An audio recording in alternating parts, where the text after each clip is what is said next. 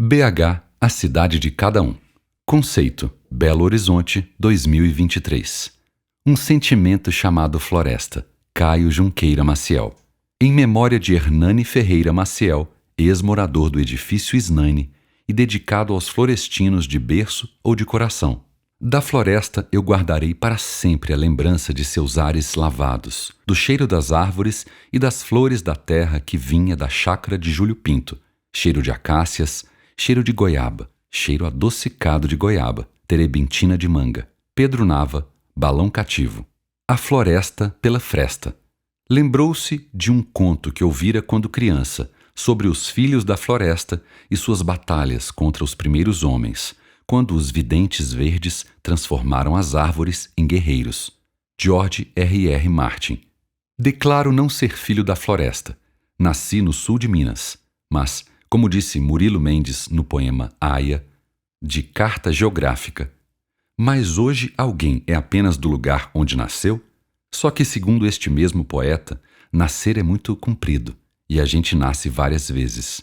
Declaro que minha infância não teve como trilha sonora o bimbalhar dos sinos da Igreja Nossa Senhora das Dores, nem o sino do Padre Belém, da Igreja São Pedro, ecoando Manuel Bandeira. Que graça que ele tem! Minha infância também não foi adoçada com chocolates da Laica ou sorvetes da Universal. Não brinquei nem sorri nas ruas Campo Alegre ou Pouso Alegre, ou qualquer outra com nomes que pareçam os de brinquedos, como as ruas Capuraque ou Araripe, Biotita, Martito ou Baturité.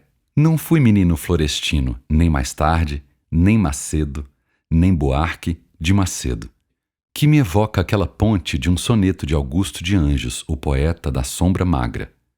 E nunca me dei por achado, brincando de esconde-esconde, na Rua Machado.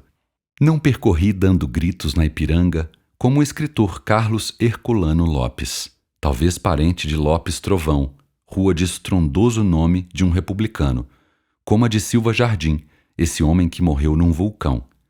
Nunca tive sempre um papo com Afonso Borges, na Serra Vite. Não vi guerreiros na Ouriçanga, não testemunhei turras entre as turmas da Floresta e de Santa Teresa.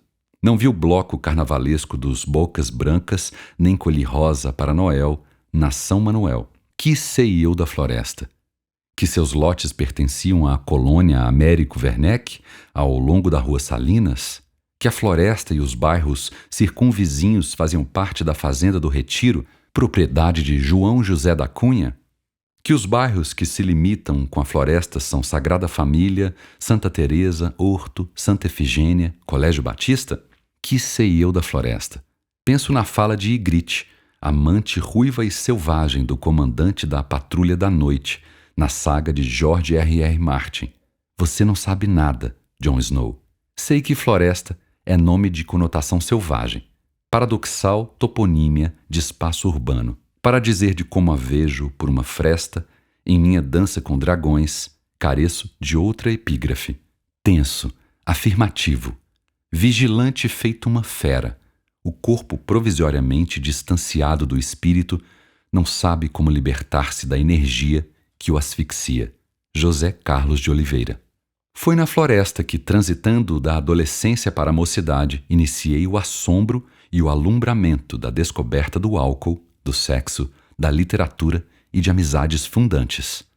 Parafraseando Murilo Mendes, sou presa do adolescente de 20 anos que queria inaugurar no mundo o estado de bagunça transcendente. E poderia acrescentar outra epígrafe para este prólogo, aquelas palavras de Salomão em Provérbios 30, 18, 19, que outro Murilo, o Rubião, usou para o seu conto Teleco, o Coelhinho. 3 coisas me são difíceis de entender, e uma quarta eu a ignoro completamente. O caminho da águia no ar, o caminho da cobra sobre a pedra, o caminho da nau no meio do mar e o caminho do homem na sua mocidade. Entretanto, a opção é pelo trecho de uma crônica do atormentado escritor capixaba, flagrando uma etapa de vida em que há essa provisória distância entre corpo e espírito. E somos feras, temos a augusta e angélica necessidade de ser fera, asfixiada por estranha energia. Ainda que Carlos Drummond de Andrade, no poema Dormir na Floresta, tenha dito que dormir na floresta é dormir sem feras, fui fera outrora na floresta. E, nessa fase, entre o feroz e o feérico, via a vida por uma fresta. Sim, embora ostentasse fragilidade de coelhinho, fui projeto de fera, justamente tendo a floresta como habitat, rugindo na rua Silva Jardim, nome em forma de oxímoro, pois que é silva, selva, natureza, é jardim, espaço domado. E foi ali, na pequena mas prestativa biblioteca de meu padrinho Hernani, entre livros de Aníbal Machado, Rubem Braga, Paulo Mendes Campos, Fernando Sabino, Guimarães Rosa, Saint-Exupéry e Charles Dickens, que iniciei-me nas veredas das leituras e da escrita, ainda sem dar conta do que escreveu Jacques Derrida a respeito da silva selvagem, da via rupta que se escreve, a dificuldade dos roteiros. Daí, entendam, que fui ferinha solta numa floresta de signos, uivando por urucuia, sapo sapeca na Sapucaí, leão sem juba em Itajubá, nada sério apertando campainha em casas da estreita Síria, bancando Golias em Davi Campista, buscando saída no beco da rua São Geraldo, zoneando Zezé na Francisco Sales, sondando a casa assassinada na Curvelo, ave lúgubre querendo pouso alegre, a vida em brancas nuvens atônita na Praça Negrão de Lima, em vão caçando consolo e lambendo feridas em Nossa Senhora das Dores, em que há não muito tempo oficiava o paradoxal Padre do Diabo. A fera que subia o viaduto Santa Teresa, seguindo pegadas e puxando angústias lidas em encontro marcado e que por sobrevivência aliou-se a outras feras, formando frágil congregação dos Amigos de Copo e de Cruz, ACC, inspirada em canção de Chico Buarque nos perigosos anos 1970 e seus cios buscando raramente Zezé, ordinariamente Itambé, e pouco adiantava chorar sobre o leite derramado. Com pouca grana, a maior parte das vezes dentro de casa, estudando, me via como naquele verso de Guilherme Delgado, poeta da Paraíba: sou eu meu próprio bicho nesse quarto. 50 anos depois, nas voltas que a esférica terra dá, coube a mim, essa esfera, o plano de retornar em escrita a esse espaço espesso que lhe foi, há um tempo sofrido e querido, espinhos e flores. Não trago um mapeamento completo desse lugar, por isso contarei aqui e ali com as pesquisas de um curioso senhor, com áreas de fidalgo, a quem denomino Visconde de Sapucaio, esposo de Madame Macadâmia, que transita por toda a floresta, mas sonha morar no palacete do Conde de Santa Marinha. Aliás, este se chamava Antônio Teixeira Rodrigues, oriundo de Vila do Conde, em Portugal. Nas proximidades fica Simão da Junqueira, localidade de onde partiu o patriarca da família Junqueira, meu ancestral João Francisco. Na floresta, nunca vi lobo, a não ser aquele lobo junto a Aquiles, da rua Aquiles Lobo, que para mim certamente ficava no calcanhar de Judas. Recentemente, a estudante de museologia Camila Pinho, moça que mora na rua Macedo, esquina com Salinas, chamou-me de florestino ao perceber meu amor a este bairro. Pois eu, quando fui a Florença e por Firenze me apaixonei, senti-me também florentino. Devo explicar melhor ao leitor a razão de este livro ser dedicado a meu primo e padrinho Hernani. Tive o privilégio de morar com ele na floresta e depois no Alto Barroca. Foram anos de aprendizagem, de camaradagem, de amizade e de boemia. Sim, aprendi a ser um pouco boêmio com ele, mas foi dele que recebi uma lição quando resolvi ser estudante de letras e me tornar professor. Ele disse algo como: professores há muitos, não seja apenas mais um, faça o melhor que você puder, leia mais do que indicarem na sua escola. Livros, bons filmes e boa música não faltarão em sua morada. Seu nome provém de uma ópera de Verdi, inspirada num drama do romântico Victor Hugo. Embora, em sua juventude, ele se parecesse com o comediante Cantinflas, ele tinha alma musical. Nunca me esqueço de seu prazer ouvindo Mozart, Bach, Beethoven. Ele possuía uma coleção de clássicos da revista Reader's Digest. Mas também gostava de algumas músicas populares, como aquela canção cantada por prisioneiros do Texas, There's No More Corn on the Brazos, que agora escuto chorando. Assim, sem competência e sagacidade, reconhecendo que pouco sei da atual floresta, empreendo essa saga. Agarro-me em uma frase de Cormac McCarthy, em Cidades da Planície. Nenhuma narrativa é possível onde tudo é conhecido. Escrevendo, escavo tesouros, busco o possível. Não há como esquivar-se desse sentimento chamado floresta. Rua Silva Jardim, Rua Silva Jardim ou Silva em mim.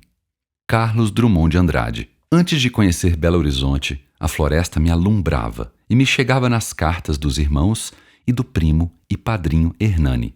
Eles moravam num edifício chamado Snaine, a Rua Silva Jardim, número 334, apartamento 11. Esse prédio fica entre a Sapucaí e a Itajubá, no primeiro quarteirão de quem vai em direção à Igreja Nossa Senhora das Dores, situada na esquina com a Contorno. Nessa floresta epistolar não havia lobos, como nas fazendas Floresta e Lobos, entre Minduri e Cruzília. Nessa floresta urbana diziam que faltava água e que ali por perto havia um ribeirão chamado Arrudas, exalando mau cheiro e inundando as ruas em época de chuva. E havia o túnel na estação ferroviária, que fedia a mijo, mas encurtava o caminho até o centro. Para chegar a essa floresta, havia o viaduto com nome de Santa, em que alguns rapazes tocados a álcool subiam pelo elevado arco, arriscando suas vidas, pairando sobre trilhos. O nome do bairro tem conotação forte, intensa. Se ele se chamasse Alípio de Melo ou Salgado Filho, certamente não me encantaria. Meu pai, quando estudava farmácia nos anos 1930, morava numa pensão chamada Castelinho, na Praça Tiradentes. Na floresta, ele admirava um time de futebol chamado 7 de Setembro, homônimo de seu clube cruziliense. O de Belo Horizonte foi fundado em 1913 e o de minha terra em 1915. O de cá tinha a camisa vermelha, o de lá é apelidado de Verdão. Mas os escudos são idênticos. Antes de conhecer a floresta, intrigava-me o nome Snaine. Perguntava-me por que não Hernani, que era o nome do padrinho e primo querido que, além de crônicas inspiradas por Rubem Braga e Paulo Mendes Campos, escrevia contos. Alguns textos de Hernani foram publicados na imprensa mineira, notadamente num jornal chamado Correio de Minas, num caderno intitulado Correio Feminino, nos anos 1960. O Snaine era uma embaixada de Cruzília no bairro Floresta, e por ali passou, bem antes de eu conhecê-lo, meu futuro sogro Pedrinho, que viera à capital trazer sua filha Francisca para uma consulta médica, e um dia a fera conheceria a Bela. E se extasiou com uma garrafa de cachaça adaptada numa carapaça de tatu, regalo que Hernani ganhou de um boêmio da rua Curvelo. Por que Snaine, esse arrevezado nome para um prédio? Provavelmente deriva de um nome libanês, já que, além dos italianos, há muitos imigrantes do Líbano morando na floresta, como a família Patrus, de Marum e Agostinho. Mas para mim esse prédio deveria se chamar Hernani, o padrinho bancário, juscelinista irremediável, que tinha até o adesivo JK65 na porta do apartamento e não só bebia num boteco copo sujo ali ao lado, mas também frequentava botecos na Itajubá, na Contorno, na Silviano Brandão e na Curvelo, e gostava de fechar a noite na cantina do Ângelo, logo ali no centro, na rua Tupinambás. Já não sou mais um menino ou adolescente, apenas um caco de Caio, com 70 anos, buscando a floresta dos jovens dias, relembrando aquele outro parente que morou na Silva Jardim, um epiléptico que dava ataques e caía no corredor do apartamento, e esse primo, Guilherme, lá de Lorena, que uma vez correra atrás desse jovem doido que fui, que saíra ventando, silvando pela Silva Jardim, quebrava a jato a Itajubá e foi agarrado ao contornar quarteirão da Contorno, quase em frente ao Cine Odeon. A fera, possessa, estava bêbada e babando de raiva. Queria correr até o fim do mundo em ataques de copos de cólera, mas foi travado antes de perfazer um arco de álcool no viaduto da floresta. Mas o que esse jovem de outros tempos poderia fazer com suas memórias da floresta? Jardinando a memória. Foi assim. Após ter morado um ano em Portugal, ao voltar a Belo Horizonte, fui atraído pelo reduto de minha adolescência. De vez em quando, vinha caminhar por essas paragens, passando pelo portal do viaduto Santa Teresa. Em agosto de 2021, vindo de minha médica, cujo consultório fica na rua Lopes Trovão, resolvi flanar um pouco pela região da qual nunca me esqueci. Desse passeio resultou um poema que publiquei nas redes sociais, intitulado Rua Silva Jardim. Quem quiser saber de mim, me procure na Rua Silva Jardim. Vou passear na floresta enquanto seu lobo a pátria empesta. Bairro que foi meus amores e a igreja Nossa Senhora das Dores.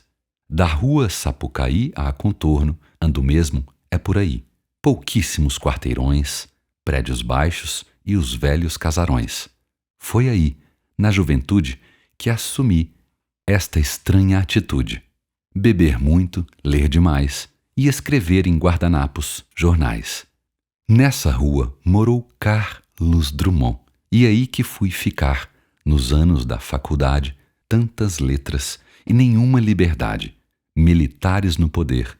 AI-5. O que se podia fazer?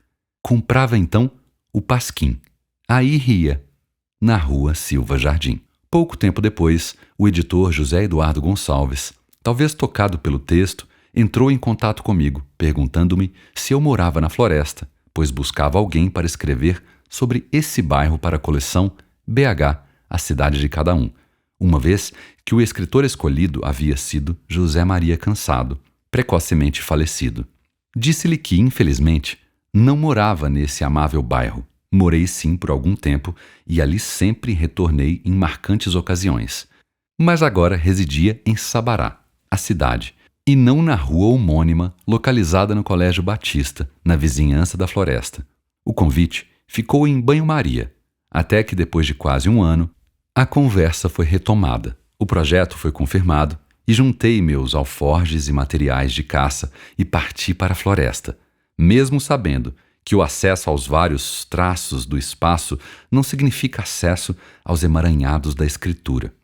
Escritura e memória igualam-se ao espraiar das florestas, ou melhor dito num poema de Dora Sampaio, a mente é simetria florestal, incapaz de um só lugar. Se Silva é selva, tal nome se ajusta à floresta, e o bairro que tem essa toponímia deriva mesmo de um espaço rústico, como o meu auxiliar Visconde de Sapucaio encontrou em Bem-vindo Lima, em seu livro Canteiro de Saudades. Quanto ao bairro Floresta, nem todos sabem que ali foi de fato uma grande floresta, nos primórdios do antigo Curral del Rei, de onde era retirada a madeira para a construção da nova capital. A extensão da mata abrangia toda a região de Santa Teresa, do Colégio Batista e do Horto. Até pouco tempo atrás chamava-se ainda Horto Florestal, mas antes era conhecida como Mata do Inferno, devido à grande quantidade de animais ferozes e de cobras venenosas que havia ali. Esta região pertencia ao fazendeiro José Cleto, membro da tradicional família Vaz de Melo, os primeiros habitantes da região. Visconde de Sapucaio, de posse de um livro editado por Luiz Góes, bairro Floresta, afirma que a origem do nome, segundo Abílio Barreto, era devido ao Hotel Floresta, que ficava na região leste de Belo Horizonte. Mas, de acordo com Moacir Andrade, o nome teria vindo de um botequim, cujo dono era um espanhol apelidado de Floresta. Sou inclinado a acreditar nisso. Fui também informado da tese de Clarissa dos Santos Veloso, um bairro patrimonial, dinâmicas residenciais e comerciais do Floresta, em Belo Horizonte, em que se estuda esse bairro, cuja ocupação foi iniciada com a criação da nova capital mineira. Transcrevo um trecho de seu minucioso trabalho. As pesquisas históricas mostram que, no início da sua formação, o bairro apresentava certa mistura social. Seus primeiros moradores pertenciam a distintos estratos sociais, famílias de classe média que residiam em grandes chácaras, pequenos agricultores que se dedicavam à produção de alimentos para abastecimento local, operários que participavam da construção da cidade e outras pessoas de estratos de baixa renda. Com o tempo, essa diversidade foi se perdendo. Atualmente, a Floresta é reconhecida como um bairro de classe média, tanto nos estudos sociológicos quanto nas falas dos entrevistados. Além da sua composição social, no contexto da cidade, a Floresta é considerada um bairro localizado estrategicamente, antigo, tradicional, familiar e histórico. A Rua Jardim Silva teve esse nome em homenagem ao jornalista fluminense Antônio da Silva Jardim, 1860 a 1891, que se tornou conhecido como radical defensor da República, odiado pelos monarquistas. Foi companheiro de Lopes Trovão, também jornalista, um dos fundadores do Partido Republicano e exímio orador. Dizem que, após a proclamação da República, esse jornalista teria dito a frase: "Esta não é a República dos nossos sonhos". A morte de Silva Jardim foi inusitada. Ele foi engolido pelo vulcão Vesúvio em julho de 1891. Quando fui morar nessa rua, não sabia nada disso, nem sequer que ali morou, em 2 casas, nos números 117 e 107, o poeta Carlos Drummond de Andrade. Humberto Werneck, que escreve a biografia do poeta, deu a seguinte informação a José Eduardo Gonçalves: o pai de Drummond construiu ali 2 casas, uma ao lado da outra. A casa sem raiz do poema não era a 117, e sim a 107, maior que ela. É desta que o Nava fala. Solteiro, o poeta morou ali. Quando se casou em 1925, foi viver no 117, imóvel que em algum momento ganhou dos pais. Dali, saiu quando se mudou para o Rio, em 1934. Pedro Nava, em antológico texto de Beira-Mar, conta um episódio ocorrido na casa de número 107, da Silva Jardim, onde o pai do poeta itabirano surpreendeu seu filho e Pedro conversando no galinheiro. O memorialista descreve minuciosamente a casa. Esta casa que frequentei só, com Alberto Campos, com Emílio Moura, para visitar o poeta. Era uma simpática edificação, defronte à Igreja da Floresta, pintada de óleo verde, com entrada central, escada de degraus de mármore dando no diminuto alpendre, cujas paredes ostentavam, como era moda em Minas, afrescos. O do pescador que ornava o prédio de Carlos foi-se, conforme verifiquei em Romaria de Saudade, feita com Ângelo Osvaldo, a 16 de dezembro de 1976. Esse alpendre dava para as portas de serventia do domicílio e à direita, para o do quarto independente habitado pelo poeta. Em cima desse quarto, telhado de 2 águas fazendo chalé, simétrico ao do lado oposto do imóvel. Os 2 ligados pela cobertura da parte central. Passo pela rua Silva Jardim. Ali, quase defronte de onde morou Drummond, há um dos vários imóveis tombados pelo patrimônio cultural do município de Belo Horizonte a partir de 1996, mas que depois foi destombado por insatisfação da família. É onde mora Elza Muti, uma senhora com mais de 90 anos. Elogia o bairro, onde vive há mais de 8 décadas. A casa foi comprada por seu pai, Lindolfo Muti, do antigo proprietário Antônio Rigoto Zanella. Um dos descendentes da família Rigoto é o Nelson Rigoto, dono de uma coleção de carros antigos, ali na rua Davi Campista. Segundo Luiz Góes, Nelson integra a Turma da Floresta, com outros moradores das ruas José Pedro Drummond, Silva Ortiz, Marechal Deodoro, Aquiles Lobo, Avenida Assis Chateaubriand, entre outras. Alguns participantes dessa turma florestina, pelo menos até 2008, Miguel Chalupe Cristiano, Júnior, Carlinhos Jacaré, Marcelo Catulino, Luiz Eduardo, Lulu Borbolha, Alexandre Andorinha, Marcelo Maciel, Pipa, Paulinho Porrada, Carlos Aníbal, Cacá, Antônio Mazovita, Pimpão, Jefferson e José Marcos Pinto Coelho, além do Maurílio Fleury. Cada bairro tem suas turmas, mas, uma vez dentro da floresta, vivem mais, como li no livro 5 das Crônicas de Gelo e Fogo. A família Muti, como muitas da floresta, tem origem italiana.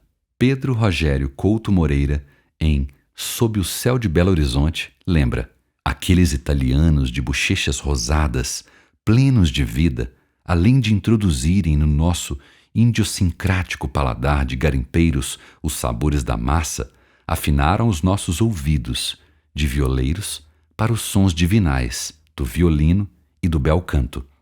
Na floresta, conta o amigo Rui Isidoro, que estudou no Barão de Macaúbas, que havia muitas famílias de sobrenomes italianos, como os Tárcia, os Righi e os Pantusa. Dona Elsa Muti tem uma irmã chamada Glória, e ambas são frequentemente citadas no Diário de uma Garota, de Maria Julieta Drummond de Andrade.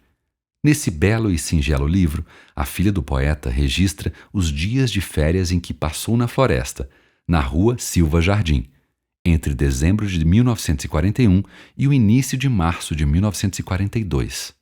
Elsa não conhecia o livro, mas se lembra de que Maria Julieta era uma menina alta, loura, bonita.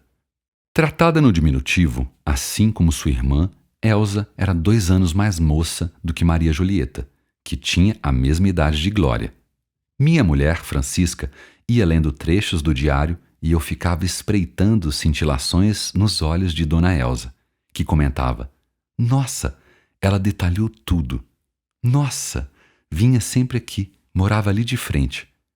Várias vezes Maria Julieta também cita a casa de Maria José, ou Zezé, mas não aquela, onde aprendi a tocar piano. Essa casa ainda está ali, na vizinhança, com o número 183, em meio a várias pichações. Vejamos alguns trechos referentes às meninas, aos seus pais Lindolfo e Lídia, e lugares da floresta e até do centro, como o bar do Adolfo, que ficava na Rua dos Tamoios. À noite, saí com as meninas, Dona Lídia e seu Lindolfo, para ver o movimento carnavalesco na avenida. Não gostei nem um pouquinho. Num bar, encontrei Chico fantasiado, dançando com 2 rapazes. Pobre da minha prima Leila, sua noiva, sozinha lá no Rio. Tomamos sorvete e dormi em casa das amigas, com a intenção de inventar um teatrinho e brincarmos de escravos de Jó. Página 87. Ensaiei no grupo Barão de Macaúbas. Tornei a vender entradas para o teatrinho e dormi em casa de Dona Lídia, depois de ter brincado e comido chocolate com as meninas. Página 99. De manhã cedo, levei café com leite na cama para papai e fui à casa de Glorinha e à igreja Nossa Senhora das Dores. Página 39. À tarde, fui com Glorinha à farmácia e, como estivesse chovendo, em vez de picolé, comprei doce no botequim do Lalau. Após o jantar, comi uma arvorezinha de chocolate e fui à bênção de São Sebastião com vovó. Dei uma volta com Dona Lídia e as meninas, comprei algodão doce para mim e as amigas e passamos pela Avenida do Contorno, a fim de espiar uma batalha de confete. Página 61. Terminada a bênção, a que eu não assisti, fui com Dona Lídia, seu Lindolfo e as meninas dar uma volta pela floresta e espiar uma batalha de confete. A chuva nos pegou na rua, obrigando-nos a voltar correndo. Sujei minhas pernas numa porta pintada de fresco, mas felizmente meu vestido nada sofreu. Página 62. De manhã, fiz meu dever de teoria e depois do almoço fui com Elcinha ver Dindinha. Voltamos de ônibus e à tarde estudei solfejo. Assisti à bênção, dei 2 voltas pela floresta com Dona Lídia e as meninas. Página 65. Não sei até que ponto as névoas dos 90 anos de Elsa se dissiparam para que a menina Elcinha saltasse daquelas páginas do livro de Maria Julieta e tornasse a percorrer as ruas da floresta. Depois, providenciamos uma cópia desse diário para ela. No livro de Luiz Góes, há referência à casa de Lídia Muti, como também são citadas as casas de arquitetura histórica da Silva Jardim, as das irmãs Maria Carmen e Ieda Camarano, e a da família de Levindo Inácio Ribeiro, que tinha uma padaria na rua Curvelo. A Avenida Assis Chateaubriand ganhou tal designação após a morte do jornalista em 1968. Antes, chamava-se Tocantins, nome indígena acompanhado por Tapuias e Tabaiares, localizadas na mesma região, enquanto Guaicurus, Carijós, Tupis, Caetés, Timbiras, Goitacazes, Tamoios, Guajajaras e Aimorés se espalhavam pelo centro. Na Chateaubriand, perto da TV Itacolomi, Sempre na liderança, Canal 4, Belo Horizonte, Minas Gerais. Havia uma casa de shows, o bar e restaurante Monjolo. Mesmo depois de haver saído da Silva Jardim para morar no Alto Barroca, no Funcionários, no Barro Preto, no Cruzeiro e em Roças Grandes, Sabará, pois um homem é feito de bairros, vira e mexe, eu girava para a floresta. Por exemplo, entre 1994 e 1998, lecionei no curso Edna Roriz, que ficava ali na Francisco Sales, onde se localizava o Museu da FEB, e hoje é a Casa de Café, Copa e Cozinha, sendo uma das sócias Maíra Sete, sobrinha de Graça Sete, esposa do escritor Antônio Barreto, peregrino do Baixo Belô. Em 1997, na primeira enchente que devastou minha casa em Sabará, fui acolhido por meu cunhado Taco, que morava num apartamento na Tabaiares, esquina de Urucuia com Chateaubriand. E ali, na Tapuias, número 49, meu filho Pedro Luiz trabalhou um bom tempo no prédio da Ferrovia Centro-Atlântica, na empresa VLI. Já levei a gatinha Amélie, de minha filha Ludmila, a uma clínica veterinária próxima do Barão de Macaúbas. Além disso, muitas vezes frequentei Sindicato dos Professores, Simpro, que fica na rua Jaime Gomes, número 198, na Floresta. E quantas e tantas vezes ia até a rua São Geraldo, número 63, no prédio da editora Garnier, Itatiaia, conversar com o Pedro Paulo Moreira e o Solícito Romeu. Em 2012, no Teatro Alterosa, ex-TV Itacolomi, meu parceiro Zé Beto Correia lançou o álbum Recados de Minas, em que todas as canções são com letras minhas e, uma delas, Se a Rua da Bahia Fosse Minha, dizia: se a Rua da Bahia fosse minha, eu mudava a direção e fazia uma festa na floresta, onde está meu coração. Na Rua Silva Jardim também morou a escritora Carla Madeira, autora dos romances Tudo é Rio, Véspera e A Natureza da Mordida. Neste, a floresta ocupa um lugar notável. Embora não seja citada nominalmente, é na Rua Silva Jardim que acontecem algumas das principais cenas dramáticas. Floresta, Rua da Igreja, casa com gramado na frente e alpendre com grandes pilastras. A narradora Olívia, ao fazer relato para a amiga Biá, refere-se a outra amiga de infância, Rita, que se mudou para a casa em frente à minha, no meio do quarteirão de uma rua de pedras, onde a lua nascia linda ao lado da torre da igreja, situada bem na esquina. E Olívia, meticulosa, faz questão de dar detalhes sobre a casa de Rita na floresta. Naquele dia, Biá descobriu que da casa da Rita até a igreja são 146 passos. A grade de sua casa é feita de 220 ferros, com uma distância de 1 palmo entre eles. As casas pelo caminho, tanto as do lado direito quanto as do lado esquerdo, somavam 27 janelas. Rua de Carlos, de Carla e desse outro Carlos, Caco de Caio, que junta lembranças. Uma vez, no curso Promove, uma aluna quis mostrar-me uma reportagem da revista Veja. Ao pegar a revista, li o endereço do assinante, que estava fixado na capa.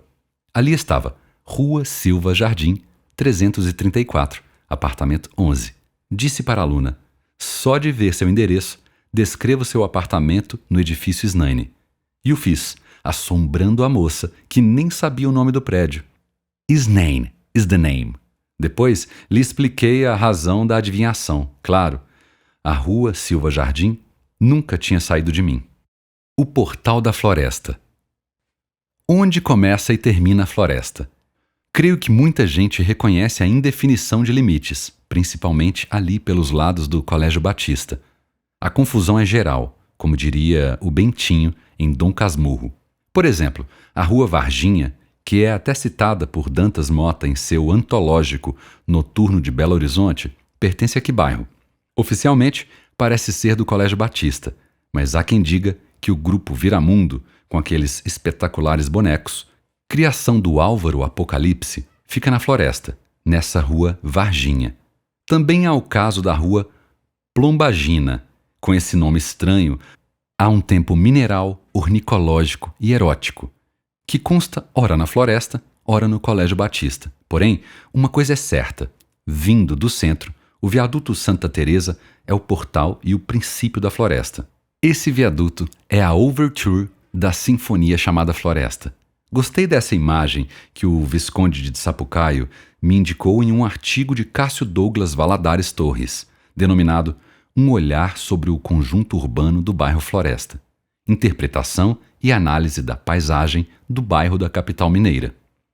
Nesse trabalho, Cássio, Heine Rose Duque e Ana Aparecida Barbosa Pereira veem o bairro estruturado como os 6 cantos de uma sinfonia. Resumindo o que dizem, o primeiro canto seria o espaço fora dos limites da Avenida do Contorno, identificado como uma cidade do interior. O segundo canto estaria nos limites do Colégio Batista, onde concentravam moradias de professores. O terceiro canto é espaço circulado pela Avenida do Contorno, com ruas estreitas e irregulares. Quarto canto é o espaço marcado densamente pelo comércio. O quinto, também dentro dos limites da Contorno, é marcado pela força histórica de resistência e vasta arborização. E o sexto seria a própria Avenida do Contorno, com a verticalidade arquitetônica e o grande fluxo de carros. O viaduto Santa Teresa põe a floresta diante de nossos olhos, destacando o cambalido edifício Chagas Dória, que já foi a sede da estação ferroviária e da Secretaria de Cultura da Prefeitura Municipal, e agora está ali, sujo, grafitado, abandonado. Mais acima, na Avenida Assis Chateaubriand, destaca-se o imponente edifício Tocantins, com várias lojas no térreo, e à direita, há os 2 grandes blocos do condomínio Parque Monjolo. E também à direita, sob o viaduto, vê-se o prédio da Serraria Souza Pinto, ali estabelecido bem antes da construção do viaduto, o qual não impôs a destruição dessa construção, pois depois de desativada, foi reformada para eventos culturais. O viaduto já foi contemplado em um título desta coleção, BH Cidade de Cada Um, escrito por João Perdigão. Assim, não entrarei em detalhes técnicos que ali foram amplamente descritos. Em um trecho de seu livro, Perdigão anota: fantasiando a realidade, algumas pessoas me contaram ter presenciado uma figura subir os arcos de bicicleta. Envolvido na busca de novas informações, claro que eu quis acreditar, mas inicialmente soou como conto da carochinha. Depois, outra pessoa me falou que o ciclista corajoso subia empurrando seu veículo e, a partir do alto, descia a outra metade do arco, montado na bicicleta. Ora, em outubro de 2022, o ciclista Diego Magno, especialista em bike trial, esporte que consiste em ultrapassar obstáculos em uma bicicleta, faz manobras em um dos arcos do viaduto Santa Teresa. Meninos, eu vi, não ao vivo, mas pelo noticiário da TV e pelos jornais. Passo pelo viaduto agora, com minhas pernas de 70 anos, e conto 41 postes. Dou 520 passos, gastando 5 minutos para atravessar seus 400 metros até chegar à floresta. Se quiser computar passos dados ao lado dos arcos, são apenas 80, o que resulta numa verdadeira volta ao mundo, considerando que algumas pessoas faziam a travessia pelo alto dos arcos. Se Drummond iniciou a tradição, seguida pelos 4 cavaleiros do íntimo apocalipse, isto é, Fernando Sabino, Otto Lara Rezende, Paulo Mendes Campos e Hélio Pellegrino, vários outros jovens se meteram na mesmíssima aventura, com ou sem sucesso. Verifica-se, pois, um forte halo literário a circundar esse espaço já lendário. Seria enfadonho citar vários escritores que confessaram subir ou tentar subir pelos arcos, assim como Ivan Ângelo, Vir Caetano, Bruno Brum, Anísio Viana, entre outros. Em uma crônica publicada no jornal O Tempo, em 2006, Ivan Ângelo afirma que escalar os arcos na madrugada era um desafio insensato de gerações. Drummond a restaurar o romantismo. Nós, menores, a verificar se havia mesmo algum risco naquilo. João Perdigão anota que Guinhar atravessava o viaduto Santa Teresa à procura de algum bar pelas bandas da floresta. O viaduto une o centro à floresta, bairro citado e rimado pelo compositor Rômulo Paes. A minha vida é esta: subir Bahia e descer floresta. Tanto faz subir ou descer. O importante é passar pelo viaduto, por onde o percurso das lembranças é incessante, como nos relata o amigo escritor Carlos Herculano Lopes. O que acho mais interessante na Floresta, bairro antigo, dos mais tradicionais de BH, é a proximidade com o centro. É só atravessar os 2 viadutos e logo estamos na Praça 7. Meu pai e eu, com muita frequência, fazíamos a pé esses trajetos, para ir tomar um cafezinho no Nice e colocar as conversas em dia. Atravessar os viadutos com meu pai para tomar um cafezinho no Nice é uma das minhas melhores lembranças do início da juventude. Às vezes, quando me acontece de passar na rua Ipiranga e avistar a nossa antiga casa, todas essas lembranças me voltam e me fortalecem para continuar levando adiante a vida. Igreja Nossa Senhora das Dores. Impossível não destacar a Igreja Nossa Senhora das Dores das lembranças de quem viveu na Floresta. Pedro Nava, na perspectiva de seu alter ego, Egon, em Galo das Trevas, anota nesta passagem em que descreve o enterro de uma parenta. O féretro de Joana saiu às 4 horas e a encomendação foi feita na Igreja de Nossa Senhora das Dores, na Floresta, que dava um lado para a rua Silva Jardim e para a casa do Carlos Drummond. O Nava considerou isto e lembrou-se da tarde que passara com um amigo no galinheiro dele. Desde 1920 começaram as iniciativas para a construção da igreja. Conforme pesquisas do Visconde de Sapucaio, várias atas publicadas no livro Paróquia de Nossa Senhora das Dores da Floresta, imprensa oficial, 1932, evidenciam as reuniões no antigo Cine Floresta, da rua Itajubá, com representantes das famílias do bairro como Leite, Lima, Castro, Sete, Barreto, Bracarense, Alvim, Machado, entre outros, sob a liderança do padre redentorista Severino Severens. Esse padre acabou sendo transferido para o Rio de Janeiro, onde veio a falecer, sem conhecer o templo construído. Outros padres, como Henrique Brandão e Adriano Wigan, deram continuidade ao empreendimento. Quando ficou pronta, seu primeiro pároco foi o Monsenhor Arthur de Oliveira, finalizada em 1930 e situada no número 100 da Rua Silva Jardim, com fachada para a Avenida do Contorno. Essa igreja, segundo consta nas informações da Wikipédia, possui a torre mais alta de Belo Horizonte, 61,8 metros, e só será superada pela futura Catedral Cristo Rei. Sua arquitetura foi inspirada em igreja holandesa. Seu estilo é eclético, mesclando o gótico com o romântico. Em seu veemente poema Triste Horizonte, Drummond escarmenta o destino comercial do entorno da igreja, repleto de lojas. Entretanto, no diário de sua filha, Maria Julieta, há muitas referências a esse templo, como se lê nesse trecho. Casamento religioso na Igreja Nossa Senhora das Dores. Mimi Fonseca, mulatinha cestrosa, filha de um comerciante abastado, pouco antes das 5h30 entra, aos sons encantadores da marcha nupcial. Junto ao altar, verifica-se que falta a certidão de batismo do noivo. Padre Sir apressa-se em telefonar para o arcebispo, mas o arcebispo, como qualquer mortal, toma tranquilo o seu banho. Que fazer? Só há uma solução. Enquanto se espera que o arcebispo possa atender, a pobre Mimi, chorando, vexadíssima, cede o lugar à das Dores. E, novamente, a marcha nupcial é ouvida. Além desse templo, na Floresta, há outras 2 igrejas católicas, a de São Pedro Apóstolo, na Rua Januária, fundada em 1977. A paróquia foi criada em 1952, e a da Nossa Senhora do Líbano, na Rua Pouso Alegre, quase na vizinhança do bairro Colégio Batista. Trata-se de uma igreja maronita, inaugurada no início da década de 90. Com relação à igreja de São Pedro Apóstolo, deve-se acrescentar que ela constitui a 2ª paróquia do bairro Floresta. Atualmente, o pároco de lá é o padre José Carlos Vieira Trópia, que mora no prédio Dona Nair, nas Salinas, com Rua Macedo, no mesmo prédio de nossa amiga informante Camila Pinho. Diz ela que ali está estacionado até hoje o fusquinha verde que pertenceu ao padre Belém, figura carismática da paróquia de São Pedro Apóstolo. Padre Belém era muito querido na comunidade, embora às vezes, segundo algumas moradoras da comunidade, era implicante, pois muito rigoroso em relação aos trajes femininos na igreja. Padre Belém contribuiu para a beatificação do padre Eustáquio, conforme notícia veiculada pelo jornal O Tempo, por ocasião da morte do vigário, em 26 de abril de 2013.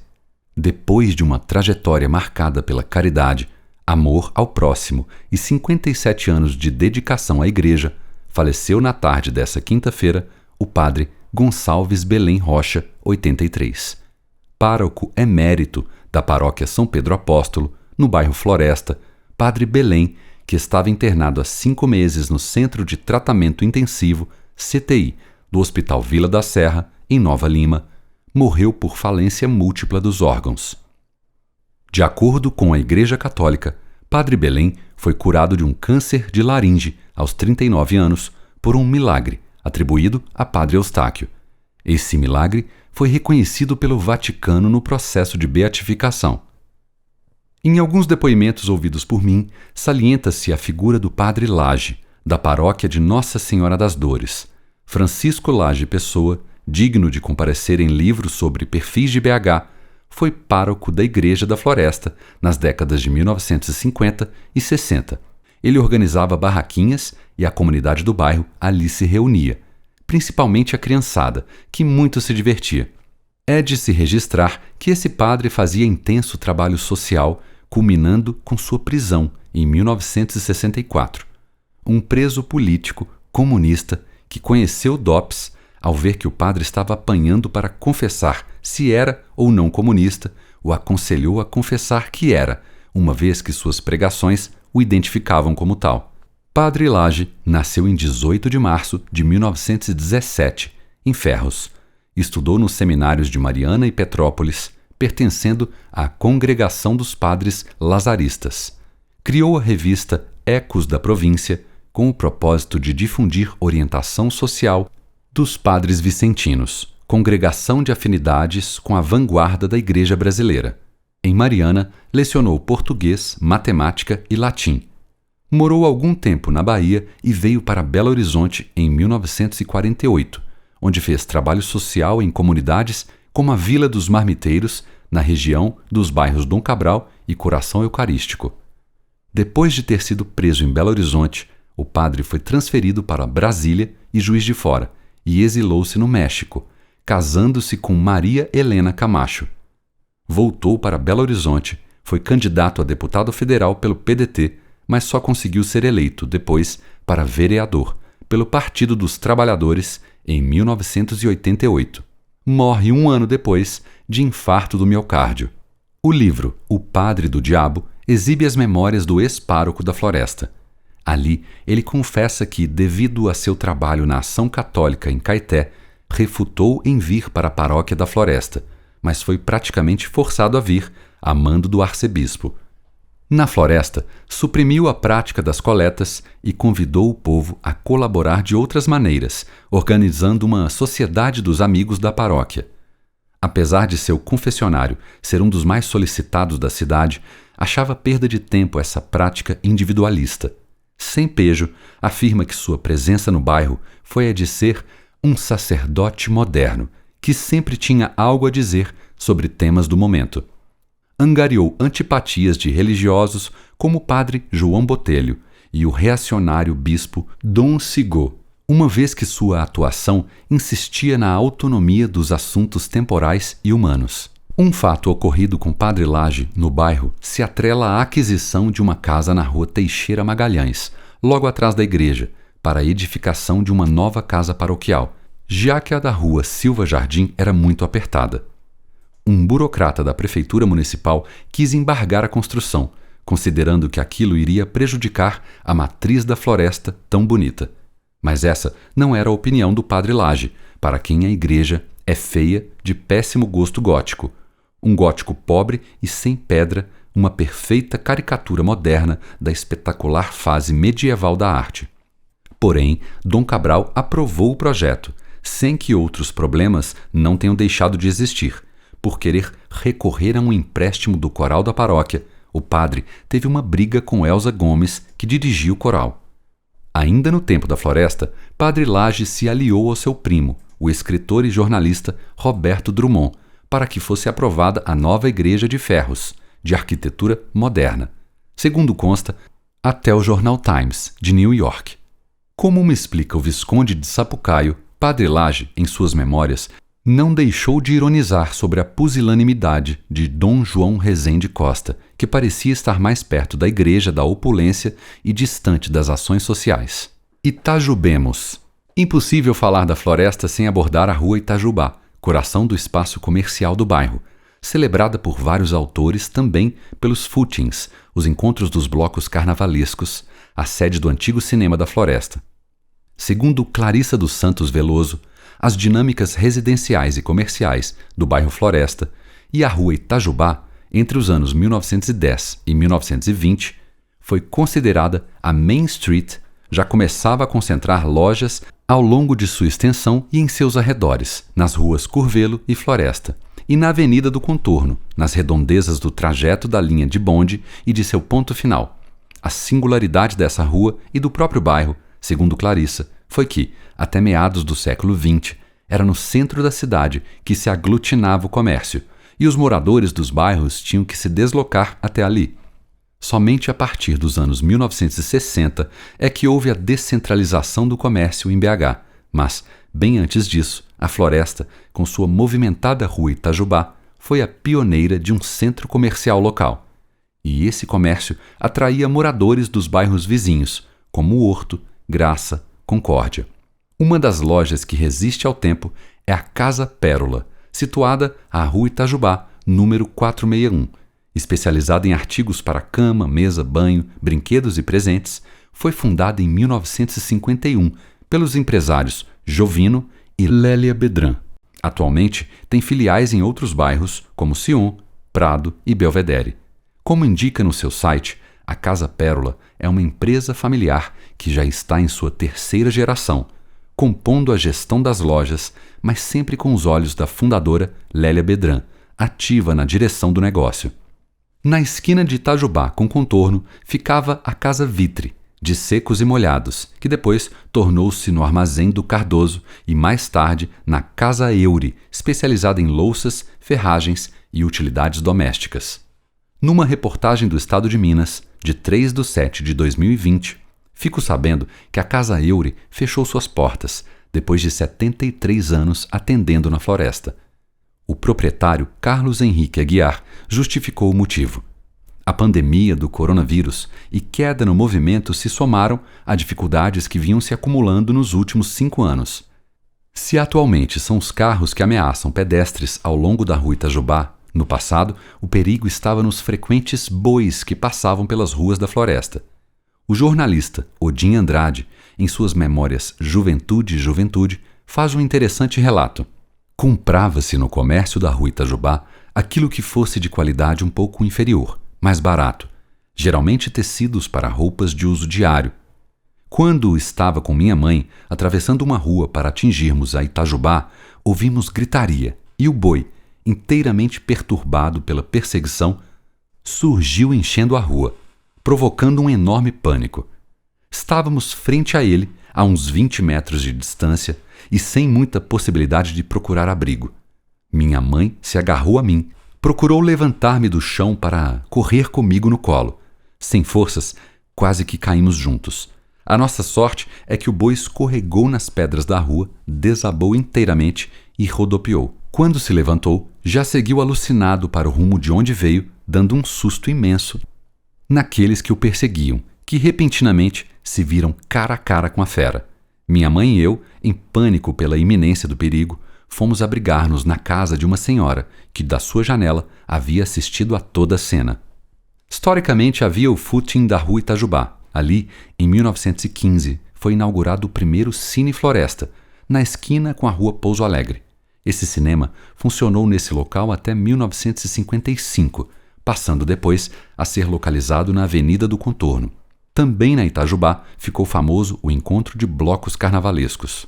Na Itajubá há a drogaria Procópio, nome que remete a Trajano Procópio Alvarenga, que veio de Itabira e fundou a Farmácia Universal, evocada por Hélio França Júnior, que morou na Rua Araripe, próxima da Itajubá. Uma outra lembrança minha era a mais famosa farmácia da Floresta, a Farmácia Universal, do Sr. Spencer, situada na Rua Itajubá, perto da Pouso Alegre. Há alguns anos estive lá e, para minha surpresa, ele ainda era vivo e ainda trabalhava, com mais de 90 anos. Fui atendido por 2 dos seus netos, que me levaram até ele. A emoção tomou conta do momento, porque ele era muito amigo do meu avô e do meu pai. Ele era muito famoso, pois desenvolveu uma fórmula de um remédio que dissolvia pedras nos rins, e fiz uso desse remédio por várias ocasiões. E ainda existe o tal pozinho dissolvente. Spencer era um dos muitos irmãos de Beatriz Alvarenga, conhecida professora de física da UFMG, autora de livros didáticos dessa matéria. Membros dessa família pioneira na floresta também possuem, na Itajubá, a Confeitaria Momo. Rua Sapucaí. Essa rua tem aproximadamente 600 metros, e na época em que por ali vivi, a melhor atração era o Cine Odeon, ali perto, na Avenida do Contorno. A estudante de museologia, Camila Pinho, fez comovido depoimento sobre essa rua. Camila descende de Romeu Barbosa de Resende. Esse seu bisavô, que viveu por mais de 100 anos, foi o fundador da Carpintaria Floresta, inaugurada em maio de 1942, na Rua Salinas, 125. Seus filhos trabalharam com ele, José, Vicente e Carlos. A filha Maria do Carmo Barbosa Pinho é a avó de Camila Araújo Oliveira Pinho. Hoje, no lugar da carpintaria, há um prédio de apartamentos com o nome de Dona Nair, que era a esposa de Romeu. A floresta, aliás, atraiu há muito o mercado da madeira, como as firmas de Augusto de Souza Pinto e o grupo empreendedor Garcia de Paiva. A Rua Sapucaí dos velhos tempos, segundo Delso Renault, no livro Chão e Alma de Minas, abrigava a pensão Moreira, depois Boa Vista, de Segundo Cavalieri. Ciro dos Anjos, em A Memória do Sobrado, nos conta que um amigo se apaixonara por uma esquiva filha de chefe de seção que morava pelas bandas da Sapucaí. Hoje, essa rua é matéria de teses acadêmicas.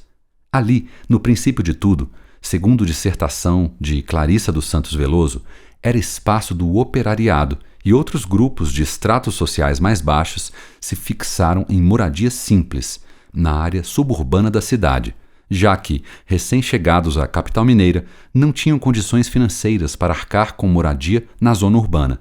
Eles também foram responsáveis pela formação da favela Alto da Estação, ou Morro da Estação, entre 1895 e 1898, na área da floresta que pertencia à zona urbana da cidade. A favela foi removida, mas houve as disparidades entre a área do centro e o outro lado da barreira Arrudas, ferrovia, onde está o bairro Floresta. A linha férrea e a estação ferroviária funcionaram como motor para que ali se concentrassem atividades industriais e empresariais, bem como habitações populares, onde se fixaram operários e funcionários de baixa renda. Drummond, no poema Dormir na Floresta, vê que a calma e quietude do bairro é apenas quebrada pelo uivo dos trens, pungente igual, perfurando as ruas, e casas e mentes, com seu aflitivo doer, dor sem nome. E constata ser o trem da oeste de Minas, fero trem noturno, a semear angústia na relva celeste da floresta em flor. O biógrafo de Drummond, José Maria Cansado, em Os Sapatos de Orfeu, comentando esse poema, afirma que a floresta, bairro incorrigivelmente de classe média, nos versos do poeta esquecia Lenin e o Kaiser para não ser incomodado pelo pesadelo da história, mas o pânico do coração e dos sentidos vinham de outra coisa, o barulho das manobras noturnas dos trens partindo e chegando na estação, que ficava perto de sua casa. O primeiro quarteirão da Sapucaí, entre a Avenida Assis Chateaubriand e a Rua Tabaiares, é o que mantém os lugares mais procurados, como o Botequim Sapucaí, Benfeitoria, Salumeria Central, o Pecatório, o Pop Marché, entre outros. A arquiteta Camila vê que as edificações ainda mantêm algumas características estilísticas em Art Déco e estilo eclético, compondo uma sequência harmônica com o edifício Carlos Chagas, implantado nessa esquina. E é nesse trecho que, desde 2012, há o desfile na segunda-feira de Carnaval, cujo trajeto é Sapucaí, Viaduto da Floresta, Praça da Estação, Viaduto Santa Teresa e Sapucaí. Registra-se ainda que, segundo a arquiteta, nesse espaço, o Carnaval da cidade de Belo Horizonte apresentou um caráter político e de resistência, com a organização dada, naquele primeiro momento, sem qualquer interferência do poder público, pelos então pequenos blocos carnavalescos que saíam às ruas como forma de experimentar e de se apropriar da cidade. Mesmo fora de época, como em 30 de outubro de 2022, o carnaval compareceu a Sapucaí, em frenética celebração da vitória de Lula nas eleições presidenciais. Agora, em 2023, há um projeto da Prefeitura de Belo Horizonte em que torna a Rua Sapucaí um espaço apenas para pedestres aos domingos. A ideia é que, num futuro breve, a rua seja destinada somente para pedestres, retirando dali o pesado trânsito. Estudar na floresta. Na floresta havia colégios de boas e más famas. O mais tradicional, Colégio Santa Maria, e há o também tradicional Colégio Batista, mas esse agora integra o bairro a que lhe deu o nome. Caminhando pela rua Davi Campista, a gente chega na Escola Municipal Barão de Macaúbas, cuja construção iniciou-se em 1921 e a inauguração ocorreu em 1924. Diante dela, há a Praça Lázaro Zamenhof, com o busto do criador do Esperanto. A Escola Barão de Macaúbas é várias vezes citada no livro da Paróquia de Nossa Senhora das Dores da Floresta, pois é nesse local em que aconteciam algumas datas festivas, comunhões dos alunos e até mesmo homenagem ao natalício do chefe de Estado, presidente Antônio Carlos. O Diário de Maria Julieta também contém citações sobre essa escola, como local dos teatrinhos de que ela participava com as amigas vizinhas. Na esquina de Francisco Sales com Itajubá, há o Colégio Nossa Senhora das Dores, inaugurado em 1950, dirigido pelas Irmãs Batistinas. Nas proximidades do Cine Odeon, na esquina de Sapucaí com Contorno, onde hoje tem um supermercado, havia o Colégio Humberto Rosas. Ali perto, na Contorno, há hoje o Sindiúti MG, que também possui sede na Rua Ipiranga. Houve o Colégio Padre Lebré, na Rua Curvelo. Tive amigos que frequentaram o São Vicente, na Contorno, assim como o Sesc, na Rua Pouso Alegre, onde há a unidade de serviços Floresta e presta bons serviços à comunidade. Há o Colégio São José, na Bueno Brandão, e houve nas imediações o Tristão de Ataiade. Há ainda o Cotemig, na Itajubá, a Escola Monteiro Lobato, na Avenida Chateaubriand. Há a Faculdade Estácio de Sá, na Francisco Sales, e, na Avenida Contorno, há uma unidade da Faculdade IPMED, de Ciências Médicas. Na Sapucaí, com Silva Jardim, há o campus da Unicesumar, especializada em ensino à distância. O Santa Maria foi criado com a finalidade de educar as famílias católicas e tradicionais de BH. Esse colégio foi fundado por irmãs dominicanas francesas em 20 de julho de 1903, inicialmente na Rua da Bahia, onde hoje está a Basílica de Lourdes. A segunda sede foi no Palacete do Conde de Santa Marinha, ao lado da estação ferroviária. Somente em 1909 foi instalada a sede na Floresta, na esquina de Pouso Alegre com Jacuí. Dessa escola brotou a atual PUC Minas, que administrou o colégio de 1969 a 1971.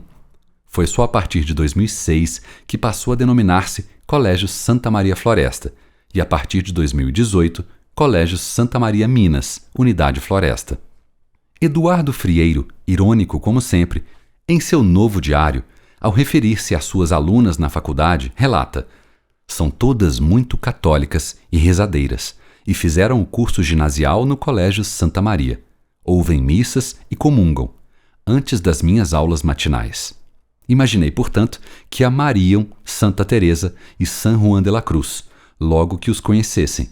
Mas as mocinhas, decepção, não mostraram interesse pelos dois máximos representantes da literatura mística e ascética castelhana. Nas memórias de Pedro Nava, são recorrentes as referências ao Santa Maria. Em Baú de Ossos, minha prima e proprietária dos postais tinha me levado ao Colégio Santa Maria de Belo Horizonte, onde o espaçoso Padre Henrique me preparava para a primeira comunhão. Durante a confissão, gemendo e chorando, contei minhas gatunagens. Mas trecho extraordinário está em Balão Cativo.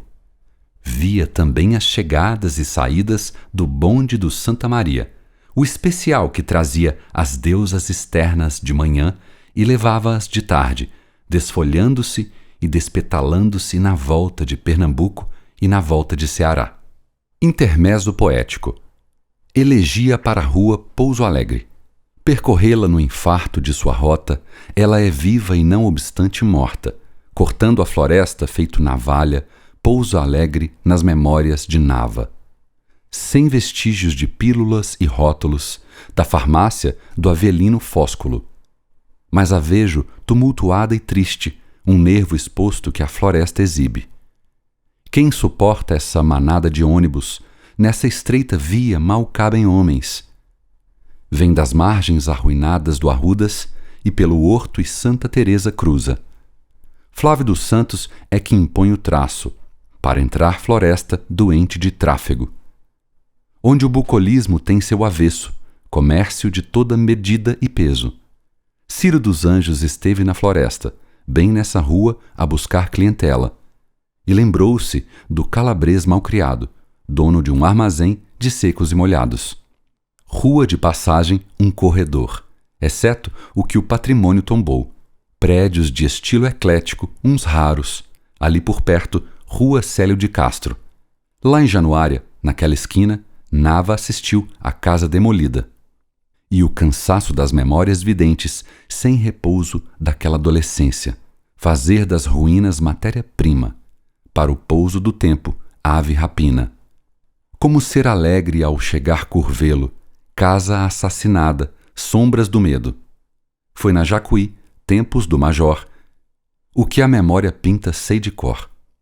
Rua Pouso Alegre, sem ser Salinas, que é mais bêbada, jovial, curvilínea. Mas Salinas merece uma história. Começa onde é o fim de Ponte Nova. Após Itajubá, muda de rumo, inconstante, logo mais, vira súbito. Buena branda-se, assim de repente, e vira e sobe e some com urgência. Imersa em ser a Salinas inteira, insula-se então em Santa Teresa. Que louvem Pouso Alegre e seu comércio. Pouso Alegre é perigo para pedestres. Segundo, a casa que chora. Só podia ser na floresta, onde morou Noel Rosa, que vi a casa que chora. Na rua Lopes Trovão, acanhada, bem tristonha, eu vi a casa que chora. Suas sombrias janelas, houve ali alegrias? Com ferrugens e remelas e duas lágrimas pendentes, eu vi a casa que chora. No comprido quarteirão onde desciam rolimãs, a casa testemunhava as mais antigas infâncias, e quem sabe uma donzela ouvia ali serenatas e na janela esplendia. Hoje não tem mais não, só mofo, musgo e passado, na rua Lopes Trovão. Escondida na floresta, há uma casa que chora. Floresta a este bordo. Na Avenida Chateaubriand, diante do imenso prédio Tocantins, há a Escola Municipal, que traz o nome do lírico cronista Paulo Mendes Campos. Perto da escola do cronista Paulo, há a tradicional padaria de nome sutilmente bíblico, Pão Nosso. Logo abaixo, havia o Teatro Alterosa, que fechou as portas em 2017 e foi vendido em 2020. A TV Alterosa mudou-se para o prédio dos Diários Associados, na Avenida Getúlio Vargas. O Palácio do Rádio foi sede da Rádio Guarani e da TV Itacolomi, sempre na liderança, Canal 4, Belo Horizonte, Minas Gerais. Agora é sede da empresa global de tecnologia Hotmart. Esse local deixou muitas recordações. O gerente de marketing, Renato Tavares Araújo, lembra os campeonatos de truco que eram realizados no Palácio do Rádio, nos anos 90. E ali também eram realizadas as apresentações infantis do Clubinho da Tia Dulce, além dos shows de Saulo Laranjeira, o programa chamado Arrumação. Iniciado na TV em 1987, exibindo valores da cultura popular e muito bom humor. Aliás, Saulo manteve por algum tempo, ali defronte, a casa de espetáculos também com o nome de Arrumação. Se não há mais o Palácio do Rádio ou TV Alterosa, a Floresta ainda mantém a tradição das mídias televisivas, com a TV Record, na Contorno, quase esquina com Itajubá. Por ali também há a Jequitibar, aonde fui aos lançamentos de livros do amigo escritor Sérgio Fantini, nos anos 1990. Ao lado do que foi o Palácio do Rádio, hoje há o restaurante Quintal Mamão com Açúcar, que costuma promover rodas de samba. Um outro restaurante de renome atual é o Florestal, mas que fica mais adiante, na Praça Zamenhof. Enaltecendo a presença de vegetais nas opções do menu, o Florestal é dirigido pela chefe Bruna Martins, que mantém ainda o restaurante Birosca, em Santa Teresa. Olhemos agora a Rua Itambé, próxima do viaduto Santa Teresa. Essa rua nos leva aos laticínios Itambé e à CEMIG. Adiante, no final da Itambé, virando à esquerda, chega-se à Delegacia de Polícia Civil, à Rua Conselheiro Rocha. A Rua Mucuri foi citada no poema Cidade Revisada, de Edmilson de Almeida Pereira. Não sei por que amo, sei a Rua Mucuri, onde desço, do ônibus que segue sem mim. Essa rua faz uma bifurcação com a Rua Brasópolis, e ali me deparei com uma casa especializada em camisas retrô de times de futebol. Essa loja, Foot Classics, dirigida por Uriel e Álvaro, exibe variado estoque de camisas clássicas de futebol de diferentes épocas. Na Rua Marechal Deodoro, 294, há a interessante Casa Azul, onde funciona a CCMAMG, Câmara de Conciliação, Mediação e Arbitragem. Na Francisco Sales ficava o bordel da Dona Zezé. Segundo se lê na dissertação, a territorialidade da prostituição em Belo Horizonte, de Luciara Teixeira de Andrade e Alexandre Eustáquio Teixeira, Zezé, uma cafetina com ares austeros que durante 4 décadas manteve sua casa perto da estação ferroviária, na Avenida Francisco Sales, 432, bairro Floresta.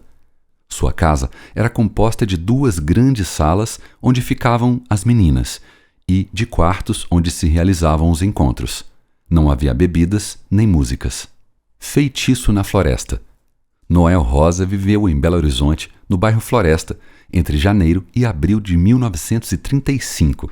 Ao ler a preciosa biografia de Noel Rosa, escrita por João Máximo e Carlos Didier, fico sabendo que problemas financeiros levaram um tio de Noel a sair de Minas e ir para o Rio de Janeiro, onde então a mãe de Noel passou a viver, mas deixando parentes em Belo Horizonte. Noel, ao vir para BH, veio morar na Rua São Manuel, na Floresta. A mãe de Noel confiava que os tios receberiam de braços abertos o sobrinho Noel. Lá não há boemia nem botequins, nem estações de rádio, nada dessa agitação em que o filho vive metido no Rio. Doce ilusão. Ao que consta, a tuberculose ficara apenas contida, mas não definitivamente curada. Heresia achar que a futura capital dos botecos já não tinha botequins, pois Noel, naqueles 4 meses, tornou-se parceiro dos boêmios da cidade, cantando para alguns deles, em primeira mão, o samba-choro Disse-me Disse, tão apropriado a uma cidade ainda provinciana com seus habituais fofoqueiros. Eis a estrofe inicial. Você me disse, que a vizinha disse, que eu sempre disse, que você é louca, que essa vizinha, que só faz trancinha, de falar sozinha, vive sempre rouca. O livro de João Máximo e Carlos Didier enumera, entre os boêmios que acompanhavam Noel Rosa, os nomes de Eupídio Canabrava, Afonso Dutra, Estênio Caldeira. O sambista mineiro Rômulo Paes também teria compartilhado sambas e cervejas cascatinha com Noel. Praça Comendador Negrão de Lima. Eis a floresta de angústias, que mal nascendo amanhã germina à nossa mesa. Ronaldo Cagiano. Comendador José Duarte da Costa Negrão foi um dos moradores mais ilustres da floresta, mas nasceu em Lavras e foi um dos fundadores da Companhia União Lavrense, que mais tarde passou a denominar-se Companhia Fabril Mineira, e era um próspero proprietário de terras. Esta Praça Comendador Negrão de Lima é uma das únicas e das mais movimentadas do bairro Floresta. Ela fica no lado interno do quarteirão formado pelas ruas Salinas, Jacuí, Pouso Alegre e Itajubá, e é o principal ponto de encontros dos moradores, espaço de lazer e também de manifestações artísticas da Floresta.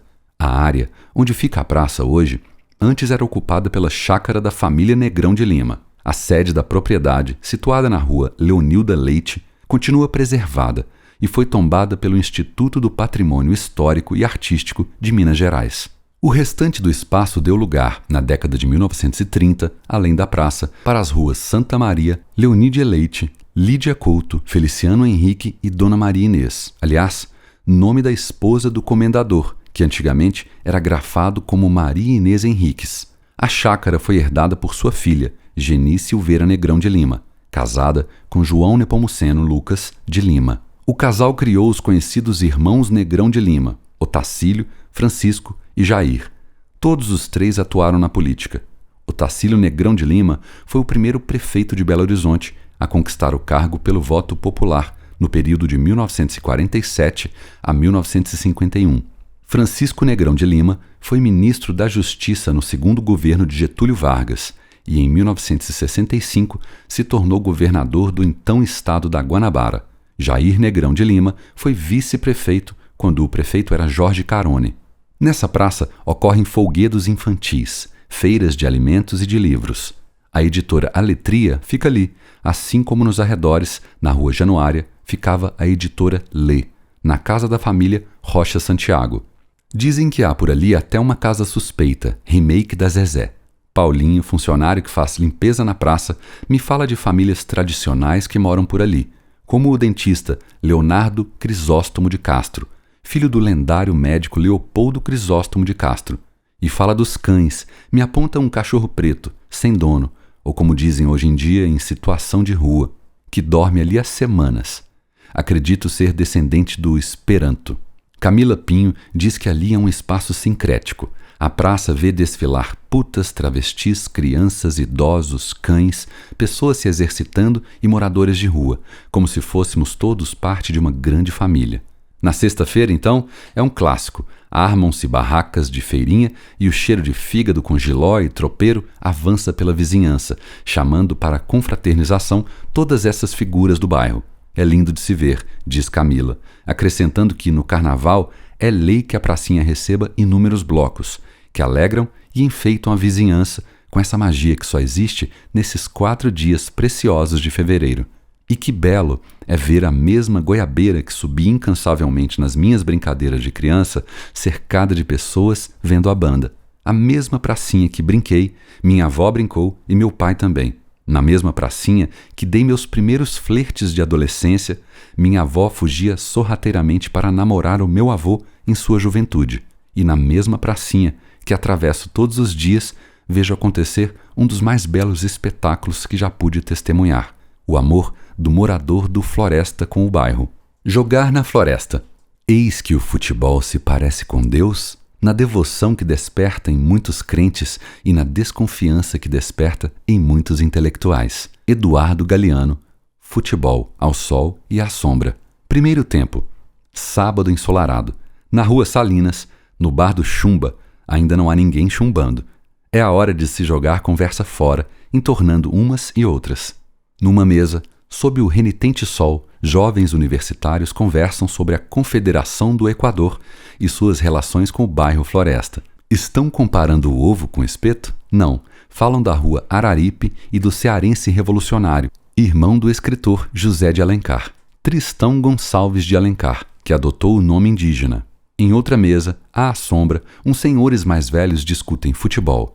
Alguém evoca o Flamengo, escalando o time dos anos 60, começando com Marcial, Murilo e Ditão, mas é interrompido pelo companheiro, que prefere falar dos times amadores da Floresta, e cita o Vasquinho, onde jogaram o Chumba, o Aderbal e o Dobles. Porém, um outro, empurrando uma cachaça, lembra a escalação do Nautilus, com o Chumba, Vertinho e Carlinhos Fotógrafo.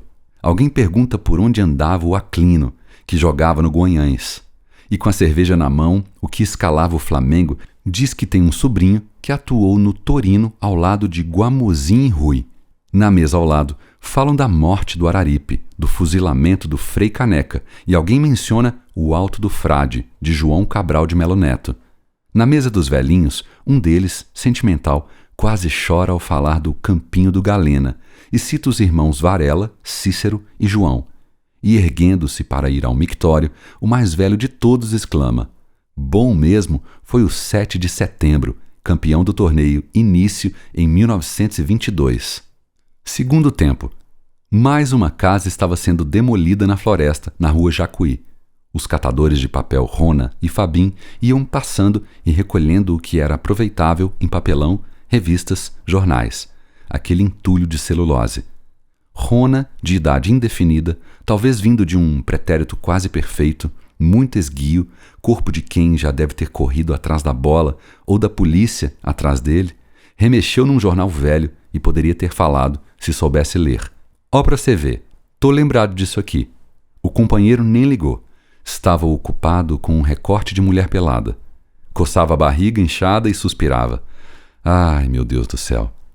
Rona, com o jornal na mão, foi andando e, se soubesse ler, poderia dizer: timaço esse do Florestinha. Campeão metropolitano de futebol de salão. Tinha o Alfredo, Joeliso, João Mansur, Mário e Leitão. Até Leitão, gente. E mais o Maleta, vê se pode. Esse entrou no lugar do Joeliso e foi 3-1 pro Floresta, tá sabendo? E adivinha em cima de quem? De quem? Fabim, com sua gorda preguiça, depois de suspirar de novo, enfiou o recorte num saco e foi remexer noutro entulho. Nem se importou com o que o amigo Rona poderia estar dizendo. Pô, em cima do galo. Do galo, eu, hein? Naquela noite, debaixo de uma marquise da rua Curvelo, Rona, se soubesse ler, poderia sonhar com o time do Floresta, disputando um torneio com adversários com nomes mágicos. Esparta, Oásis, Orion. Vozes da Floresta. Tantos lugares despertam recordações. Nesta cidade tudo detém o pensamento. Por onde quer que andemos, pisamos algo memorável. Cícero, de Finibus, V. 1 e 2. Não poderia terminar este livro em que meti meu narizinho nas pesquisas do Visconde de Sapucaio e brinquei de ser um lobo lobato desta floresta, sem dar vez às vozes de gente que mora ou morou nesse bairro. Começo com Paulo R.B. Caetano, professor de literatura na Unimontes e que mora na Rua Machado. A coexistência do cosmopolitismo com o provincianismo, o velho e o novo na arquitetura, o acesso a várias regiões, pela Avenida Antônio Carlos, Cristiano Machado e contorno, fazem do Floresta um bairro extraordinário. Se em algumas sextas-feiras pode-se ouvir daqui um show na Praça da Estação, durante os dias úteis chegam aos ouvidos os sinais das escolas tradicionais, Santa Maria e Batista. Este, aliás, fatiou parte do bairro, batizando-o assim, homonimamente, como uma memória da mudança por que passa o país ao se tornar menos católico. Bairro que relativamente resiste à verticalização, não tanto quanto o vizinho Santa Teresa, o Floresta guarda nas fachadas dos prédios das décadas de 1920, 30 e 40, em ruas como Jacuí e Pouso Alegre, a tradição que, por sua vez, encontra o novo, oriundo do capital, a trocar o visual e as lojas, como se essa tensão gerasse um curioso equilíbrio entre o apreço pelo passado e o frisson da novidade. Equilíbrio esse, aliás, que salta aos olhos ao considerarmos que boa parte do bairro, vários quarteirões, está sobre um largo túnel, tão longo quanto cinza. Assim, casinhas antigas e asfalto com poucas árvores compõem esse cenário que oscila entre o aconchegante e o distópico, o velho e o novo. Hélio França Júnior, que nasceu na Floresta em 1960, na rua Araripe, onde passou infância e mocidade, estudou no grupo escolar Barão de Macaúbas de 1966 a 1970 e tem grata lembrança da professora Dona Maria de Lourdes Camelo. Era muito rigorosa, mas de coração extraordinário. Hélio cita as brincadeiras de ruas, realçando o assovio dos pais para que as crianças voltassem para casa. Fala dos matinês aos sábados nos cinemas Odeon e Floresta. Tem viva a lembrança dos carnavais na esquina de Pouso Alegre com Itajubá, com a folia do bloco dos Bocas Brancas. Não deixa de mencionar as balas da Laica, o sorvete da Universal, cujo dono era amigo antigo de seu avô, Cariolano França, que foi funcionário da imprensa oficial e é nome de rua no bairro Filadélfia, em Betim. Veio de Inhaúma, onde nasceu em 1896 e construiu a casa da família França, na Floresta, na rua Araripe 347. Coriolano era casado com Felicíssima Estela em França. A casa, com algumas modificações na fachada, ainda existe. Nela nasceram os seus 10 filhos, incluindo o neto Hélio, cujo pai nasceu em 1932. Um nome que não pode ser esquecido, afirma Hélio. Trata-se do médico Dr. Leopoldo Crisóstomo. Era médico de família, daqueles que, quando a coisa apertava, ele ia atender em casa, em um jipe, levando a indefectível maleta. Quem na floresta não o conhecia? Seu consultório era na Pracinha Negrão de Lima. Ia frequentemente à minha casa e ficava tomando café na cozinha, visitando meus avós, que tinham grande amizade por ele. Era uma lenda na floresta. O engenheiro Sebastião Franklin Salgueiro Neto herdou o nome de seu avô, um dos pioneiros da floresta, oriundo de Sabinópolis. Morando agora no bairro Dona Clara, Tãozinho viveu de 1950 a 1977, na floresta. Sua casa ficava na rua Itaúna e ele, quando menino, percorria sozinho o caminho dali até a rua Ouriçanga, nas proximidades do Perrela, onde vivia sua avó Amélia Silva Moura. Ele lembra-se de haver ali muitas árvores e passarinhos. Fez a primeira comunhão com o padre Lage, na igreja Nossa Senhora das Dores, mas sua família frequentava mais a paróquia do Padre Belém, na rua Januária, com Ponte Nova, mais próxima da rua Itaúna.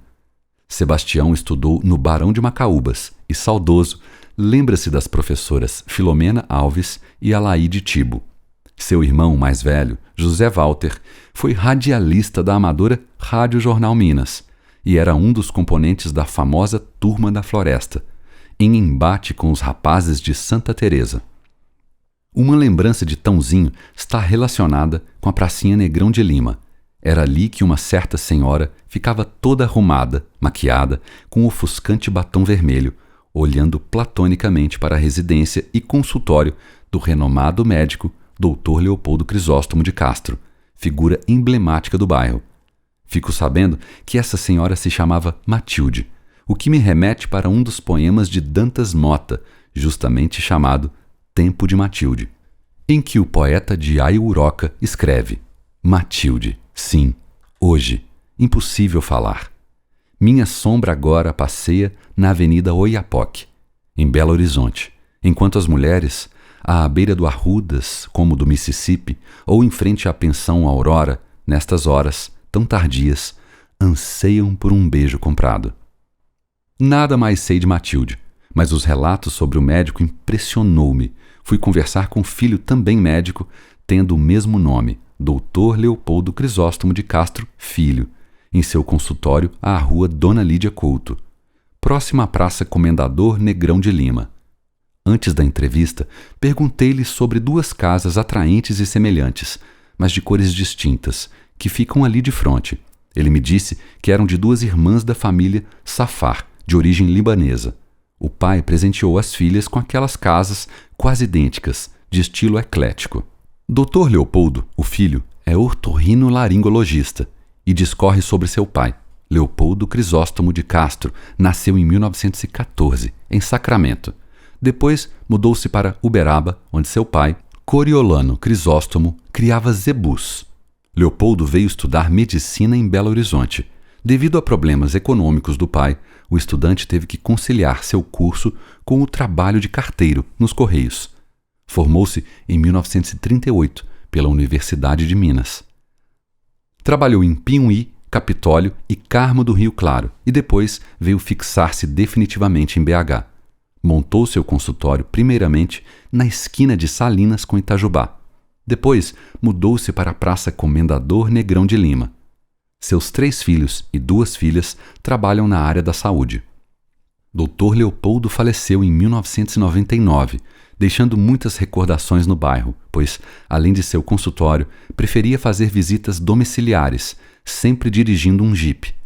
Há, no bairro União, um centro de saúde com o nome de Dr. Leopoldo Crisóstomo de Castro. Visivelmente emocionado, o filho de Dr. Leopoldo me conta um episódio extraordinário vivido por seu pai. Ali, por volta do começo dos anos 1970, no consultório da Pracinha Negrão de Lima, Dr. Leopoldo recebeu a visita de um jovem usando farda. Ele não viera consultar, mas convidara o médico para ser padrinho dele. Dr. Leopoldo tinha muitos afilhados, mas disse que não conhecia aquele rapaz. Este, então, lhe disse: "O senhor foi a primeira pessoa que me viu neste mundo. E então falou da tragédia que ocorrera com sua mãe, na antiga passagem de nível, na estação da abadia, no horto florestal. Foi nos anos 50. Dr. Leopoldo seguia em seu jipe e houve um acidente. O trem tinha atropelado alguém. Como seu jipe era reconhecido por todos, o doutor foi chamado para ver a vítima. Uma mulher grávida teve sua cabeça esmagada pela locomotiva. Dr. Leopoldo percebeu que na barriga havia movimento do bebê e ali mesmo abriu o corpo da morta e retirou o menino vivo. Alguém da família da mãe pegara o menino, que depois de quase 20 anos aparecera diante do médico, fazendo-lhe o honroso convite. Camila Pinho volta a prestar seu depoimento, escrito em dezembro de 2022. Minha história com o bairro começa no ano de 1942, 40 anos antes de eu nascer. Meu bisavô, desejando dar à minha família uma vida melhor, muda-se de Montes Claros diretamente para a Floresta, onde abre na Rua Salinas, número 125, a Carpintaria Floresta, ofício que ele, junto aos meus tios-avós, prestou e prestam para a capital até os dias de hoje. Para mim, é uma honra ter por escrito o quanto minha família ajudou a erguer uma capital em processo.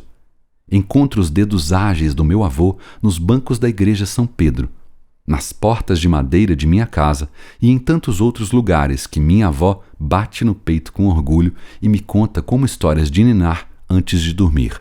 Atualmente, moro no mesmo endereço onde tudo começou, agora num prédio de 5 andares que ocupa todo o lote onde antes era a casa e a carpintaria da minha família. O prédio foi concluído 2 meses depois do meu nascimento, que se deu também na Floresta, na maternidade Santa Fé. Eu nasci para ser parte dali, nasci para que a profunda história da minha família com o bairro não se perca com o tempo. E é esse o meu papel aqui, nesse relato. É difícil escrever sobre um lugar que amamos muito. É difícil porque são milhares as vezes que me perco dentre tantas coisas capazes de tirar o meu fôlego nesse lugar. Mas definitivamente o que mais me marcou no bairro é a facilidade de se sentir em uma cidade do interior a 10 minutos do centro barulhento da cidade. Delicioso é o sentimento de pegar a rua Itajubá de bicicleta, voltando do trabalho e sentir as ruas do bairro sorrindo para mim. Ficar muito tempo longe prejudica minha alma, como se eu e a floresta fôssemos uma só. E por isso, a cada casa antiga derrubada, a cada árvore retirada, sinto um profundo corte dentro do meu coração, como se deixasse escapar de minhas mãos a mim mesma. Sinto-me apegado aos moradores. Amo a delícia de atravessar o bairro, cumprimentando os moradores conhecidos desde que nasci. Muitos deles são parte da minha família e nunca foram embora do bairro. Na verdade, meu pai sempre me disse que mesmo que você saia da floresta, haverá sempre uma parte sua que te fará voltar para lá, e por isso são inúmeros os tios e primos que retornam depois de conhecer o mundo. Da janela de casa, avisto o apartamento de minha tia-avó, e sinto de longe o cheiro de seus salgados famosos invadindo a vizinhança. Se pego o elevador, facilmente encontro um primo indo trabalhar ou um tio correndo no supermercado, e se subo até o Super Mais, vou sorrindo para o libanês da vendinha, para o Marcelo do pet shop, para o João da banca e para Dani, moradora de rua que é patrimônio do bairro tombado por mim mesma. E esse amor só cresce, só se espalha pelos outros habitantes da cidade das Alvoradas, que atualmente se viram para o Floresta enxergando seu potencial. É fácil ouvir de um amigo: "Nossa, você mora no Floresta? Que massa! Meu sonho é morar no Floresta." Testemunho que a pacata Floresta de Drummond mostra sua grandeza aos que atravessam o viaduto. Constantemente me pergunto se Drummond estaria orgulhoso de nós, que mantemos a cidade pulsando. Sempre volto a pé dos bares e festas a que vou. Afinal, mesmo tarde da noite, tem gente na rua até quase eu chegar em casa. Me sinto o próprio escritor, revivendo seu hábito de atravessar o viaduto e tropeçar nos próprios pés, um pouco alterado, curtindo a paz de chegar no bairro. São os boêmios do Floresta que sabem que não há nada como ver o dia clarear, chegando em casa depois de uma noitada e sentir o coração preenchido com uma maravilhosa alegria de viver. Chego no final desse relato ainda insatisfeita, pois sinto que faltaram milhares de pessoas, bares, hábitos e sentimentos que não foram citados e que provavelmente eu lembrarei tarde demais. é que é amor de verdade, meu caso com essas ruas estreitas de um lugar em que em algum momento houve de verdade uma floresta. Conheço muita gente que quer morar em todos os cantos do mundo, e por mais tentador que seja, no dia que me perguntaram se eu mudaria do meu bairro ou da minha cidade, digo que não, que sou plenamente feliz vivendo aqui. Eu adoraria viajar pelo mundo, conhecer tudo o que há de bonito por aí, mas depois retornar para o meu lugar no mundo, que é o Floresta. Tenho tudo o que preciso porque é aqui que escolhi envelhecer. Espaço repleto de batuque aos domingos, de idosos gentis, de pequenos produtores locais e de muitas amizades. Não poderia deixar de inserir neste capítulo uma mensagem enviada pelo Zé Eduardo Gonçalves, ainda no começo da conversa sobre a realização deste livro. Caio, a Floresta é um sonho antigo. Eu gosto do bairro. Cheguei a morar por um ano aí, em 76, numa república de estudantes que funcionava em uma casa na Rua Machado, esquina com a Guaranésia. Eu frequentei muito ali, tinha parentes, amigos. Quase a Floresta virou livro na coleção, nas mãos do José Maria Cansado, de saudosa memória. Ele conhecia tudo, mas morreu pouco depois que acertamos o trabalho. Desde então, não encontrei ninguém mais com o perfil adequado. Acho um bairro icônico, precisa de muita sensibilidade para chegar na alma dele. Tem Drummond, tem Nava, tem muita história. Quem também morou ali foi o Chico de Moraes Mendes. Você não morou tanto tempo assim, mas, pelo visto, tem uma ligação profunda com o bairro. A coleção tem viés afetivo, tem de gostar mesmo do lugar. Tenho certeza que faria um belo livro. Vamos pensar seriamente nisso? A começar pelo nome. Floresta é praticamente um antípoda da grande cidade. Floresta é mato, mistério, vida que a gente não entende direito. O lugar ainda não tomado pelos invasores, resistente a mudar, mas no caso, machucado por tanta brutalidade. Como a demolição das casas de Drummond e Nava. Sei lá, tenho a impressão que a Floresta nem é um bairro, é um sentimento. Se iniciei este livro citando George R.R. Martin, finalizo com um trecho do livro 5, A Dança dos Dragões, em que a personagem Val, que poderia ser a Camila, afirma: Eu não sou uma senhora sulista, mas uma mulher do povo livre. Conheço a Floresta melhor do que todos os seus patrulheiros de manto negro. Ela não tem fantasmas para mim. Fim. BH, a cidade de cada um. Um sentimento chamado Floresta. Caio Junqueira Maciel. Narração: Lucas Avelar.